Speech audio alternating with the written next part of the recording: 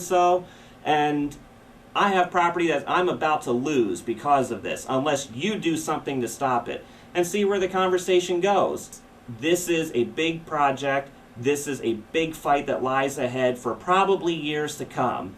And I know that some people may get burned out. I know I feel tired at times, and a lot of people who are fighting this have their moments as well. You can win. We still have a legislature that has the ability to control things. They're the ones who can change the regulatory process, because right now the deck is stacked against the property owners who would be affected by this. But the legislature can change that, and they will only change that if you continue to stay on top of them. I spend a fair amount of time at the legislature. Our radio station where we're in right now is only 5 minutes from the State House. That doesn't take me long to get there. Every time I go in, I see the same lobbyists over and over again. Now, another thing about the lobbyists I just mentioned, 17 of them paid by PSNH.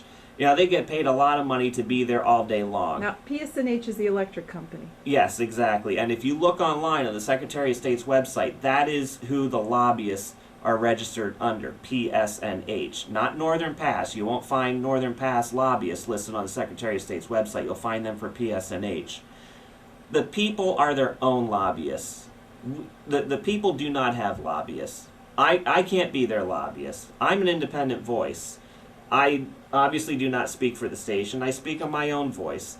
I attend the opposition meetings and I cover them, and I do so all on my own time. So anytime that I'm at these meetings so late at night and up till 1 in the morning editing audio for air on the next day on my radio show, that's all on my time. So there's a lot of people that are investing a lot of their own resources into this. And the one thing that I'm proud to say, I have never accepted any money from anybody who is opposing the Northern Pass project. And I just wish that I had more that I could put into it, but you know what? There's a lot of people out there who would not have known about this if it wasn't for the radio show, and I have to thank the station management for giving me a lot of leeway to talk about this.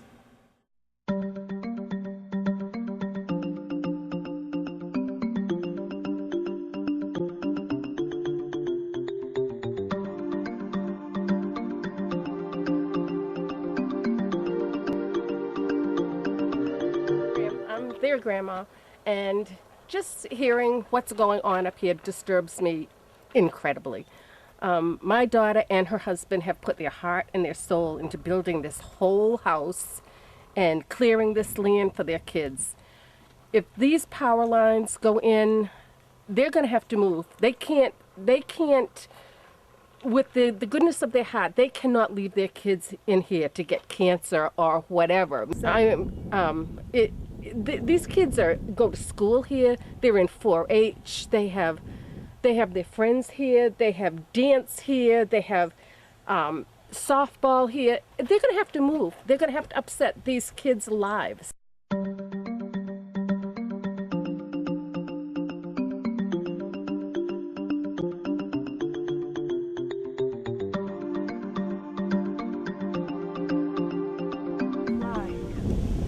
It's just a little bit over our house. Can you see it over the trees or under the trees? It depends. What, you mean it does both? It's like right where they are. Where, what is? The helicopter. You mean where the top of the trees are? Yeah, it's like right there. Not even the top of the trees. So, hold it, let me look at that picture again. Wow. On that picture, there's a white thing on the bottom. Take a look at that white thing. See that? Yeah. Does the helicopter flying have that white thing on it? It's a camera for taking pictures. It's called LiDAR technology. Yep. What do you think when you see the helicopters?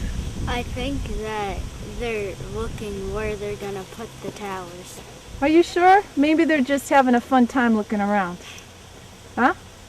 No? I don't think so. You don't think so? What do you think they're doing, Jordan? I don't know, because we see helicopters a lot, so... You mean that one right there? Different ones and that one. Oh, different. Well, there are some helicopters that fly from the hospital, Yeah. The ones from the hospital fly higher and not over people's houses. Are you just saying that? Or that's what you see? That's what I see. How about you, Nicholas? What do you have to say about it? Not much. Why, are you used to them already? Yeah.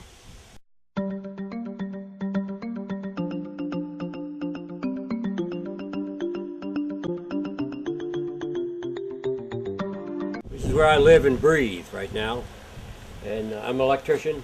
You can see my truck over there. That's a van for doing electrical work. And the scene, I didn't want the advertisement, and I have a scene on the side of my truck that is all my grandchildren, my 4 grandchildren, and it has all the winter, summer, autumn scenes on it. And this sign was put up by Charlie's son, Marcel, and Nick, who's here. Nick helped out. And the sign was put in the middle of the winter. It was put in January, right after we found out about Northern Pass wanting to come right through this landscape. About three feet of snow had to be taken out of this area. We went down 4 feet for the posts.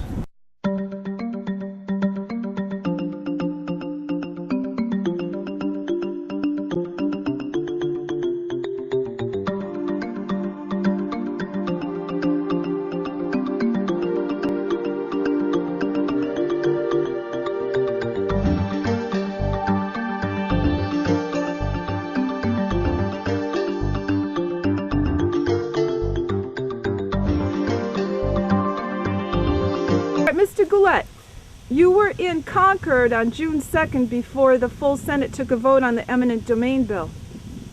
Yes, we were down there. We've been down to quite a few hearings and meetings down there.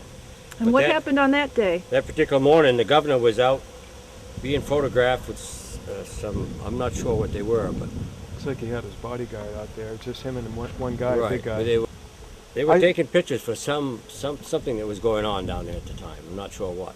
But we walked over and I said, Who's It was- we? You and Mark walked me and over. Mark walked over to him and introduced ourselves and was polite, shook hands with him. And Did you say from where you came? yeah, we said where we're from and asked him, we were talking about the transmission line, and he said, well, you don't have to worry about that. It's not going to, probably won't go through North Stratford. It'll be going further to the east, and Right. you don't have to worry about it. Well, I remember, I went up to him and we both shook hands with him, and I said to him, you know, Governor, we really need your help up here. We've been affected negatively by this project in every way imaginable, and we need some relief and some protection. We need some help right now. And then the governor said, remember he said, Charlie, he said, well, we've been hearing your concerns, and you know, and we're trying to work with you, and like you said, you guys up there in North Stratford don't have to worry, because you know, we're looking to move this line well away from North Stratford. I said, yeah, you're not going to put it where we are now, but you're going to move it, put it on somebody else's land. So So is he the governor or is he the electric company? he's the governor. It was the And governor. this is Governor Lynch. So he was speaking on behalf of whom? He's speaking for himself. But he was telling you where Northern Pass was going to go. Yeah, it sounded like he knew what was going on, and he was supporting the project, because he was saying, it's like, you know, well, we're going to be moving the line away from North Stratford, so, you know, you guys don't have to worry. But today is July 7th. It's over a month. Have you heard anything about the line moving away from you? No, Not a thing. but he heard that there was so much opposition to it in this northern part that they were looking for another alternate route. You know, and Charlie, I was saying it was great that you said, you know, Governor, so that's not what we want to hear. I can remember this explicitly, you saying this is not what we want to hear. We don't want this power line in North Stratford, but we also don't want to push it off on another town. We don't want this thing in New Hampshire, period. And I remember you saying that emphatically, and the governor saying, yeah, well, you know, I hear you guys, and I thank you very much for your, you know, for your concerns, and then I could sense that things were getting maybe a little bit uneasy, and it looked like a bodyguard, and they needed to move on to something else that Yes. day. We needed to get into We had to go to the the hearing. meeting anyway, the hearing. But we don't want it. It's not needed. New Hampshire does not need it. And we live up here because we don't want these high tension lines, all these power lines. And this is where we want to retire. This is where our home. This is where our kids want to have a home. It's not needed in New Hampshire. We don't want it.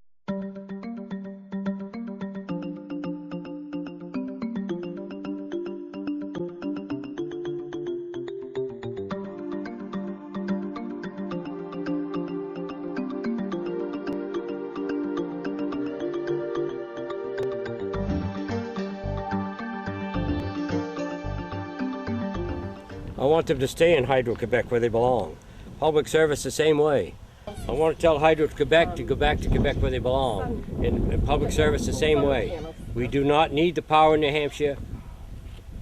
Let them find another way to do it. But until we need it, we don't need it right now. And right now, if the governor and the representatives, we've been to all the meetings, if they can support us, and they should be, we elected them to support the people of New Hampshire, not Hydro Quebec or public service or these big companies that want to make money off us citizens. Are you This saying is our, it seems as if your representatives are working for Hydro Quebec? yes, and our constitutional rights to have a home and have a family and be, you know, live a life the way that we want, not the way that they think we got to do with towers. Yes, All right. I've had enough of it.